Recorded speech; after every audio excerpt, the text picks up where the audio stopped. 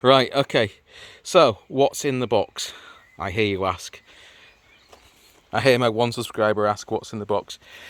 Right, let's have a look then. What's in the box is something that is not really something I want to do to make the bike look better. In fact, it's going to make the bike look worse. It's a comfort upgrade because I'm getting old and comfort's more of a thing. Basically, it's the Givi screen, the Givi windscreen. So we're going to have a go at fixing this on. I bought it used off of eBay. Really nice guy that was going back to Canada, serviceman that was going back to Canada, so I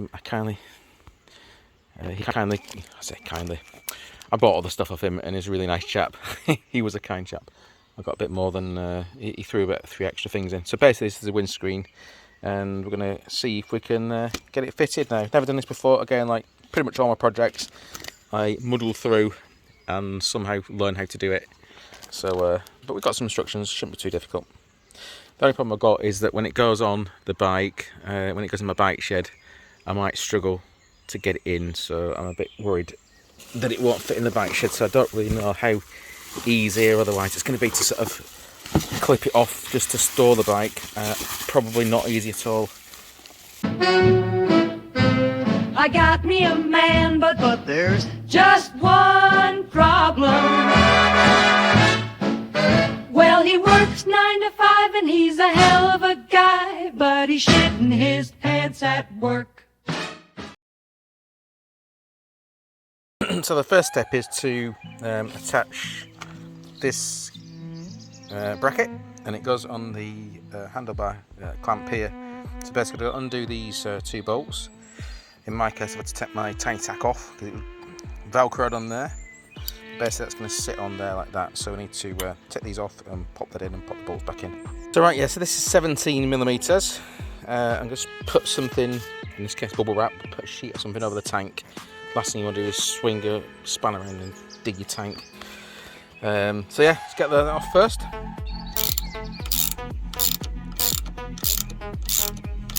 Right, so before we put this plate on there, you need to just put these things on. So this is these brackets you can see in the diagram. You kind of go, let's have a look, that away. Right, well, interestingly, I've just come to put the key in, and guess what? Now that's in the bloody way. The key won't turn. What the fuck's going on with that?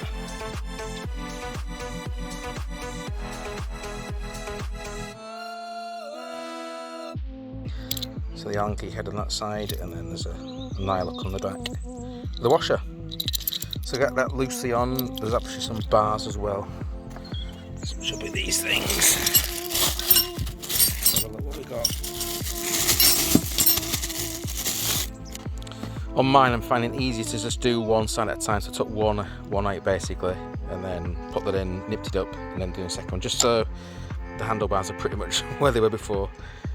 I'm not buggering about with the alignment and resetting it all because I'm lazy. Right, they're both on now. I've tightened them up. There's probably a torque setting for them, so I assume I'm going to torque this up later once I've found the setting in the below. But yeah, those are nipped up anyway, quite tight. These are obviously still quite loose because I need to put the bars in before we do it, and then I'll nip them up so you can actually get to them still. So the next bit is these brackets that go on the handlebar, and they kind of go on that way. Let me have a look. Beg your pardon. They go on that way. So the handlebar there. This kind of holder was a blanking plug, I think, for that. But that goes there. That's kind of angled that way, if you see. So that needs to attach to there, like that. And there's obviously one from the other side as well. So there isn't really, compared to the pictures, I've not got a lot of real estate to put mine on. It's already starting to curve. So I'm not actually sure if these are going to fit, but we'll give it a go.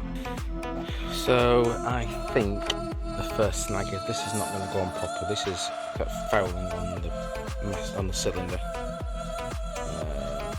brake cylinder. So the diagram doesn't show any cylinder on there, so I don't know, I've just got a different model, Classic 500, but I can't see anything on there, whereas mine does.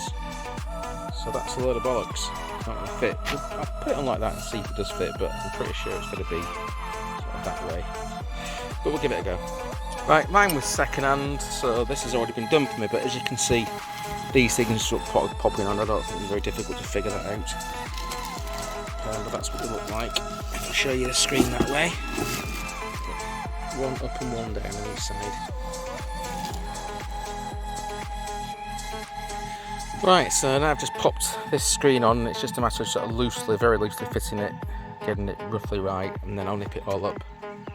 But I think that's pretty much it. It's not the look I want on the bike, if I'm honest. Yeah, but I think it's probably the best I can do to get some sort of wind protection, making the best of a bad do, if you will. So it doesn't look that bad. It's all right. It's just not my thing. But yeah. Anyway, we'll get it on. We'll get it tested. If I don't like it, it's coming off back on eBay. Or maybe just keep it for anything sort of long distance on the motorway, that sort of thing. Or not that I go on the motorway very much, but I had the odd trip to Belfast, for example, on it, and it was a bit harsh on the on some of the faster roads. Not that I've been going again. I'm still running it in, so I've not even been going fast on it. But even so, I think this will help a lot. Anyway, I'm gonna get it all adjusted up now. Wiggle it around a little bit so it's in the right position for me, and then I'll just tighten all the Allen keys up. Then I'll just tighten all the bolts up with the Allen key, which is something like a 5mm or something. Right, quick video to show you the dash, as it were, the cockpit. So we've got the Givi screen on, not for fashion, not because it looks good, because it's practical. I know it doesn't look good, but it's all right. We've got the Trip Machine handlebar grips either side. There's a little bit to finish off there. I've got a bit of glue to put on, just put them on today, but there was no super glue in the pack, which was meant to be. We've got the Halcyon bar and mirrors, which are a fantastic bit of kit. Because of that, I took obviously the original mirror stalks on, mirrors off, but I left this stalk on because it's got my what is it? Oh, the B motor, whatever it is, the bloody sat nav thing. As you can see, it's got the time, it's got a clock on it that you can see. But that's my navigation system. But I've also got the RAM mount X grip as well for the phone. So that's pretty much it, really. We've got the tiny sack here, so we're still running it in, so we can see here the base of the total. What we've got total hours run, 26 hours at the minute, and 50 minutes, so nearly 27 hours worth of running. So yeah, we can see that obviously once the engine's started, we'll be able to see the revs as well. So it's quite good to keeping your revs in an acceptable range when you're running it in. So that's kind of it, really.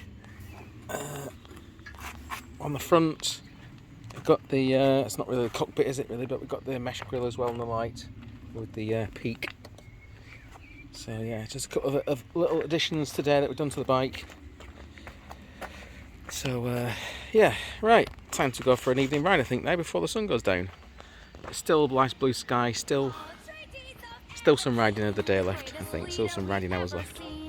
So I'm going to get my gear on and then get myself on the road. Thanks for watching.